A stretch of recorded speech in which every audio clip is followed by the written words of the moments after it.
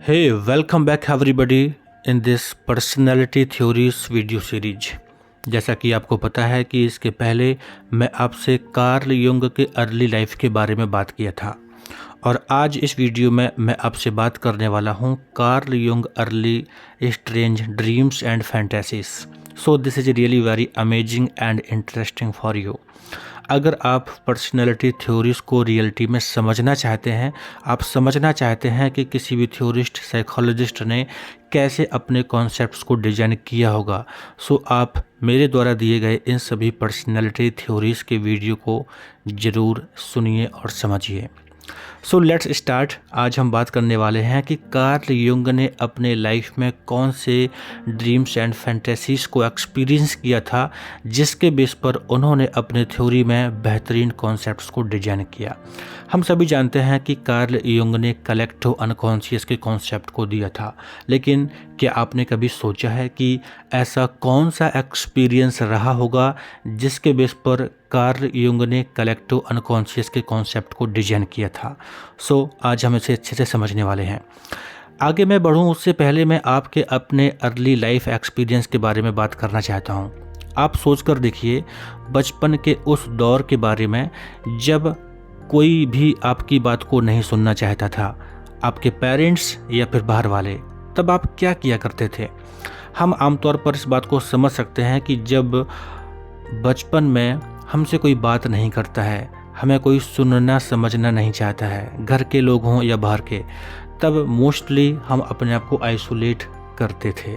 ऐसा एक्सपीरियंस आपने किया होगा, या फिर आज के दौर में अपने फैमिली में या फिर कहीं भी आसपास के बच्चों में आप एक ऑब्जर्वेशन कर सकते हैं कि जब उन्हें इमोशनल सपोर्ट नहीं मिलता है तो वो अपने आप को आइसोलेट कर लेते हैं और किसी से बात नहीं करना चाहते हैं और अकेले में रहना चाहते हैं। यही बात आप कार्ल युंग के बारे में सोचिएगा। आपको मैंने पहले बताया था कि कार्ल युंग के जो पेरेंट्स थे वो उतने ज़्यादा इमोशनल सपोर्टिव नहीं थे जैसे कि सिगमंड फ्राइड के। आपको अच्छे से पता है कि कार्ल युंग की जो माँ थी, she was too much distress in own life, और उनके जो पिताजी थे वो भी बहुत ही डिसअपॉइंटमेंट थे। So the point is that कि कार्ल युंग का जो अर्ली लाइफ एक्सपीरियंस है वो तो बेटर नहीं रहा। इसकी वजह से उन्होंने एक्सटर्नल वर्ल्ड से अपने आप को आइसोलेट कर लिया और अपने आप को एक कमरे में कैद कर लिया, और उसके बाद उन्होंने अपने ड्रीम्स में अपनी दुनिया को बना लिया। अपनी दुनिया को ड्रीम्स में बनाने के बाद वही ड्रीम्स उनके अपने डेली लाइफ की जो प्रॉब्लम्स थी वो सॉल्यूशन बन गए। जब कभी भी वो किसी बात से परेशान हुआ करते थे, उस टाइम पर कार्ल युंग के ड्रीम्स ही उनके सॉल्यूशन हुआ करते थे। So the point is that कि अर्ली लाइफ में जब कोई पर्सन इस तरह से रहता है, अपने सपनों की दुनिया बना लेता है, तो आप समझ सकते हैं कि वो कितना ज़्यादा इनवर्ड एक्सपीरियंस में चला जाता है। उसके अपने जो थॉट्स होते हैं वो अपनी ही दुनिया में तैरने लगते हैं और उसी के बेस पर उसकी ज़िंदगी आगे चलने लगती है।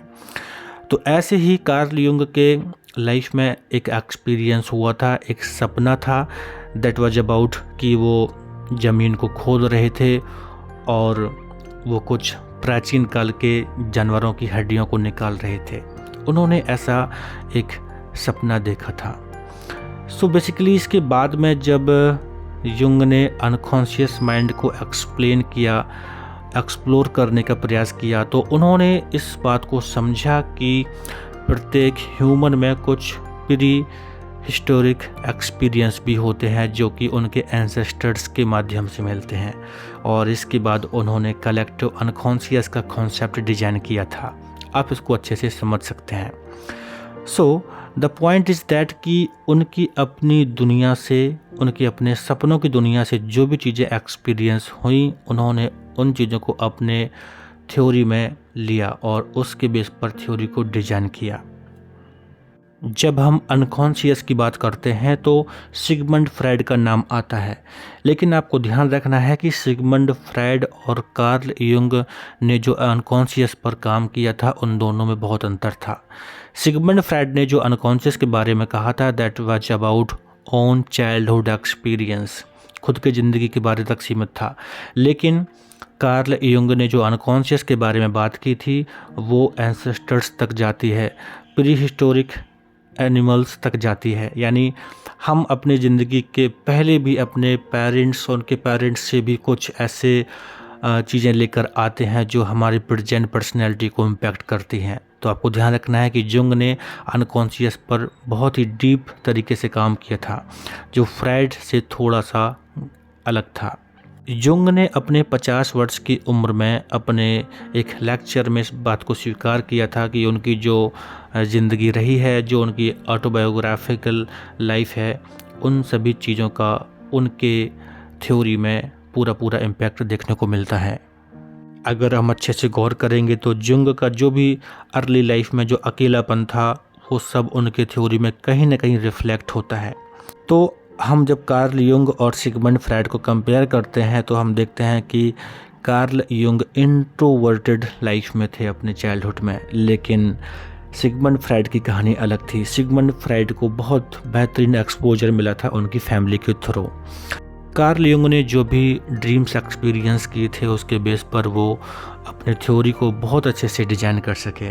तो आपको कार्ल युंग के स्ट्रेंज ड्रीम्स एक्सपीरियंसेस को ध्यान रखते हुए आगे चलकर उनकी थ्योरी को समझना है, और कभी भी काउंसलिंग के दौरान या फिर अपने सेल्फ एक्सपीरियंस के दौरान आपको इन चीज़ों को समझना है, so that you can be much aware about your self and in your profession also.